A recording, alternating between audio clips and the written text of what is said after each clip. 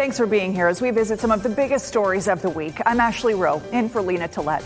President Biden trying to stop a flow of asylum seekers from the U.S.-Mexico border, barring migrants who cross the border illegally. Immigration is a hot issue here in North Carolina, but how much of a threat is illegal migration to the Tar Heel state? We'll explore. Plus, easy targets. More and more young people are being recruited into gangs. New this week, changes to a law that brought more young people into gang life. It's the focus of a new WRAL investigative documentary. Reporter Kristen Severance joins me to talk about everything she uncovered. And the results are in. But the findings of NC State's latest tests inside the contaminated Poe Hall don't appear to settle concerns of people who got sick while working and studying there. We break down the 800-page study. Let's go on the record. It's time to go on the record with WRAL News. Reaction has been swift since President Biden signed an executive order barring migrants who cross the border illegally once a daily threshold is met. The broad restrictions on asylum will hold as long as illegal border crossings remain above an average of 2,500 per day. This action will help us gain control of our border, restore order into the process.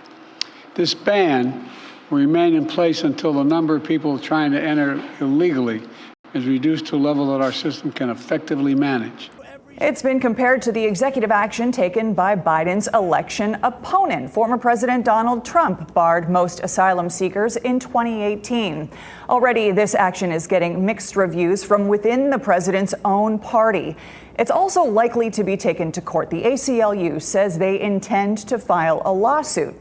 The timing of this executive action is not lost on anyone. Immigration is a hot button issue. A WRAL News poll from March found that 66% of Republicans across North Carolina want the country to take steps to stop immigration at the southern border.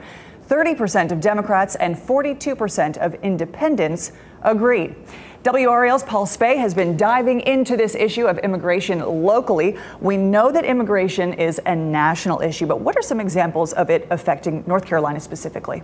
I think the biggest one we hear about is the Migrant Center in Greensboro. It's been in the works for months, and it recently became operational. And that's where the government is going to house up to 800 unaccompanied minors between the ages of 13 and 17 in the coming months. Now, they're going to stay there for 2 to 3 weeks at a time.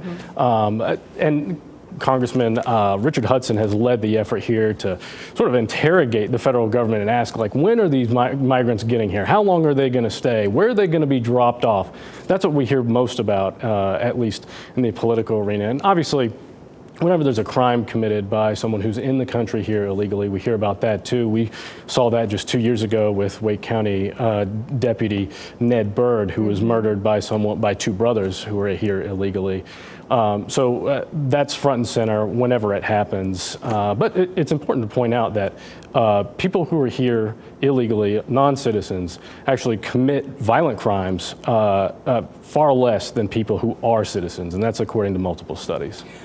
Not just about violent crimes, but also about drugs and bringing illicit drugs into the United States. You have been diving into this for months now, especially with fentanyl, and we know that that has been such an issue that has taken way too many lives across the country and in North Carolina. Right, and that's a real issue. Fentanyl is coming across the southern border, but maybe not in the way most people think. First off, there have been over 190,000 deaths under the Biden administration. That's more than the last 10 years combined. Wow. But it's not coming into the country like most people think. It's not coming, in backpacks or on the backs of people who are crossing the Rio Grande or, just running across the desert.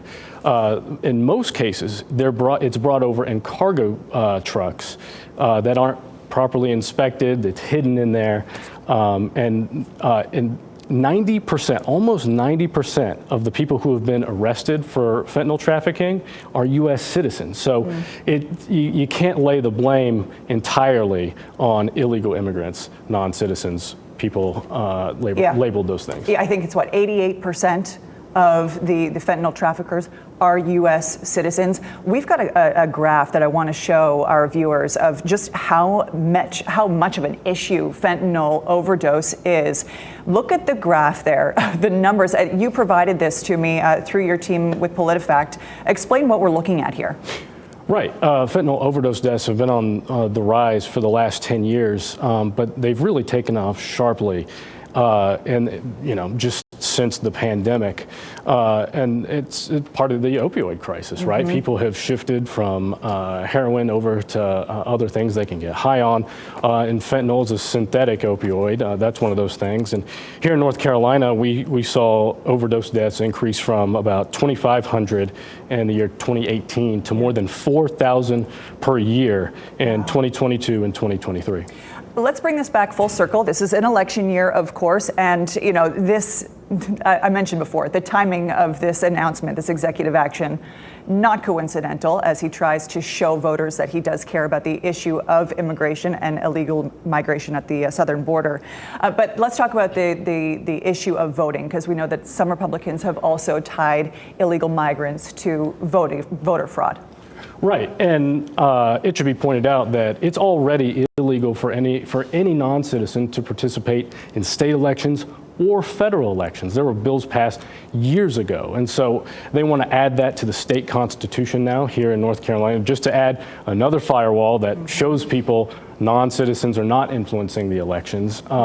And just generally speaking, this is not a widespread problem. And where it has happened, the people who have voted illegally have been caught. Like in 2016, there were about 19 non-citizens who voted who were ineligible, and they were charged. And so they take a big risk by participating when they're not supposed to, and that's one big reason why we don't see it much in this state or anywhere across the country. Interesting. 16 people in 2016. 19 people in 2016, excuse me. Okay, okay, interesting, but not a large number. No, not enough to sway any of the elections that year in our state. Paul Specht, thank you so much for joining us here on The Record. Just ahead, examining gang culture in our state. It's the subject of our latest WRAL investigative documentary. Investigative documentary reporter Kristen Severance speaks with former gang members, law enforcement, and prosecutors about what's described as a virus plaguing our communities. She joins me on the other side of the break.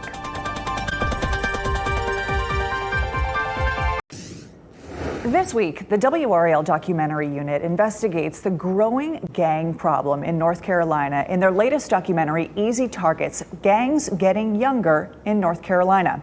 It uncovers the types of gangs operating in the state, the crimes that they're committing, and how a recent change in North Carolina law is making it easier for gangs to recruit children, and what lawmakers are doing about it.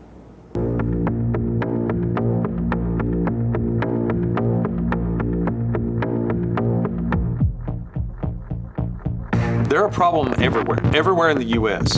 Gangs are a virus.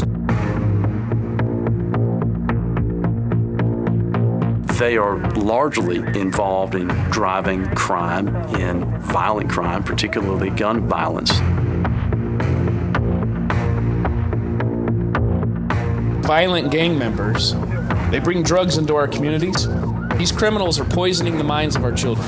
I think it's helpful to identify what a gang is. A definition of a gang is 3 or more people with the same common beliefs. Working in concert, committing crimes. We know what a gang is.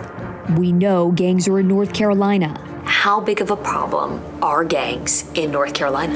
I think it's a big problem. We as leaders, we've got to acknowledge that there's a problem. Does Raleigh have a gang problem? Oh yes, most definitely, like any other city. Raleigh's not immune. Raleigh's not exempt from that. Charlotte, Raleigh, Rocky Mount, Wilmington, Fayetteville, Greensboro, Winston-Salem. But there's so much the general public doesn't know about gangs, including what gangs are here. The South has seen an explosion over the last 20 years in Bloods, Crips, Sureños, Norteños, Latin Kings, Gangster Disciples, and the list goes on and on. What crimes are these gangs committing?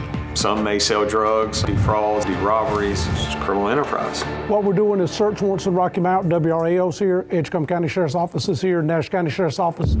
Be the 4th house on the left. We just got done with the briefing. I'm going to ride along with Sheriff Stone as they go and serve these search warrants. We're after the bad actors, the distributors, the gang members that are carrying guns, and the ones that's causing chaos in these communities.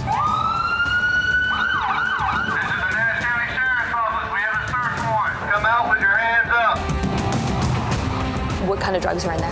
Heroin, fentanyl, and guns.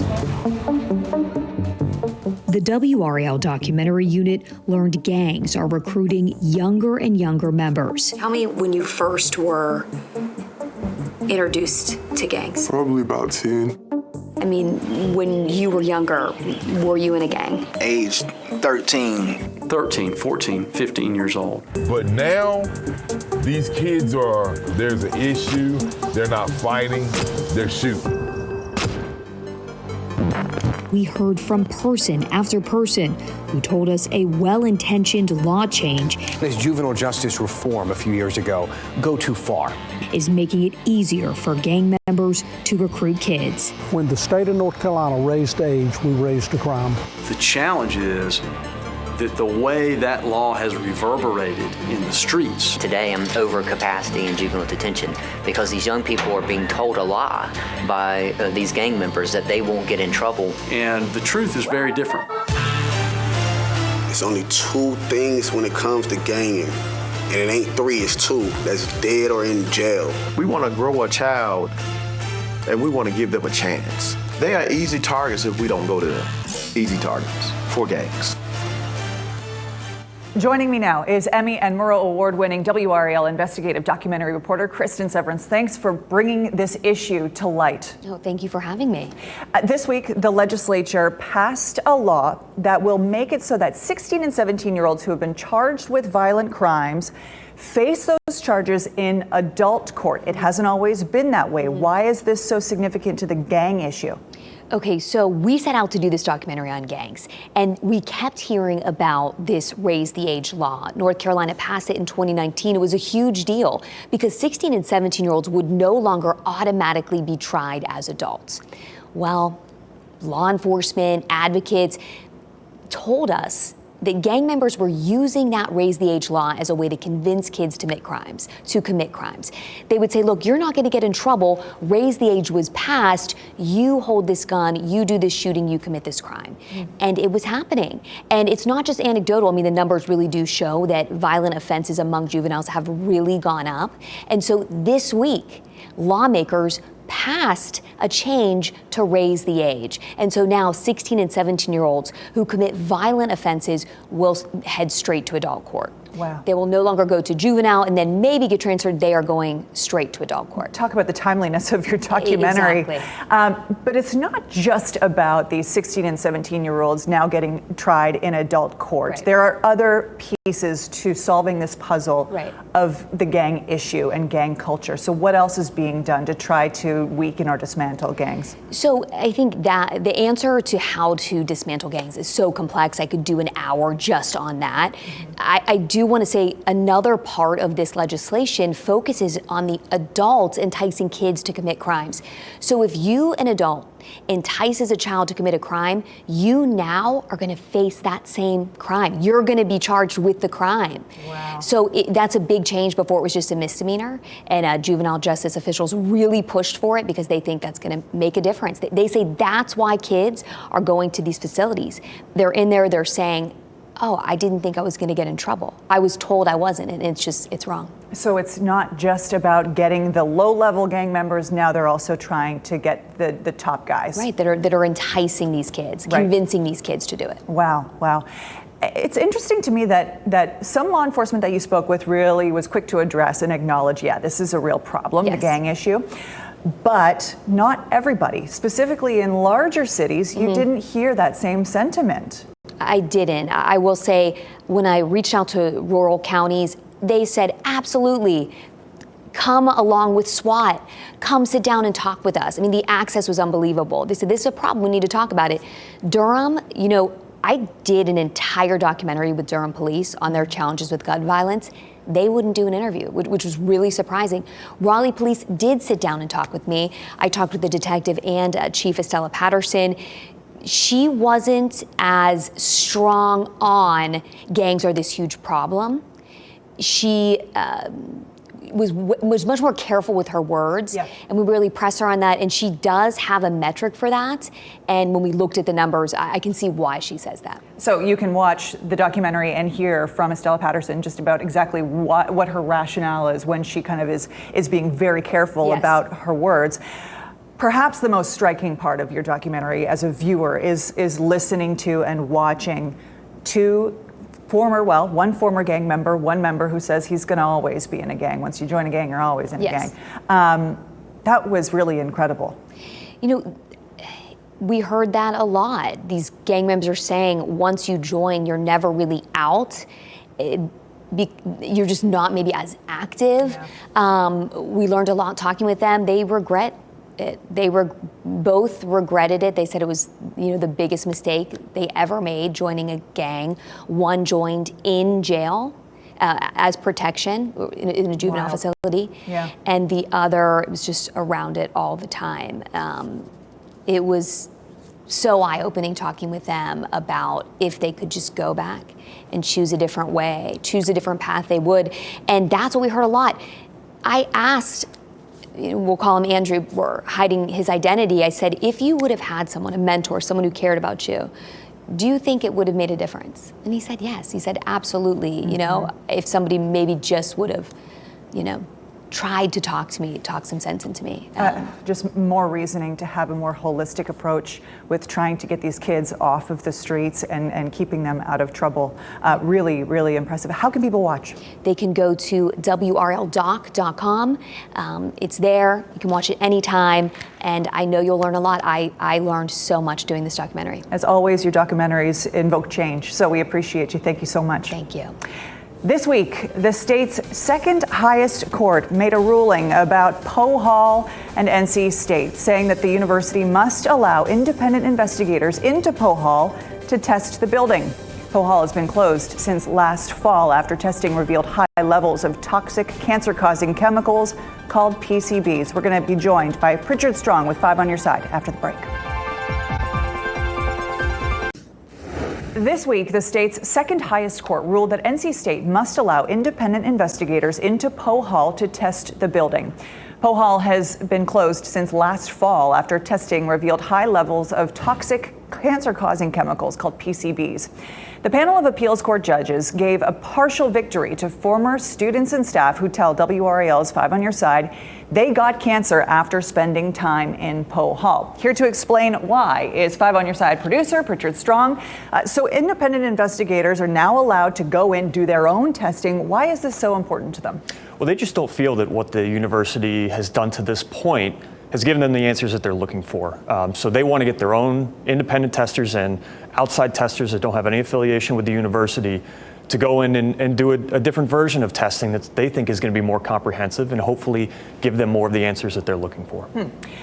It seems that NC State has a much different view of the scope of the results of this testing than outside experts that you have been speaking with.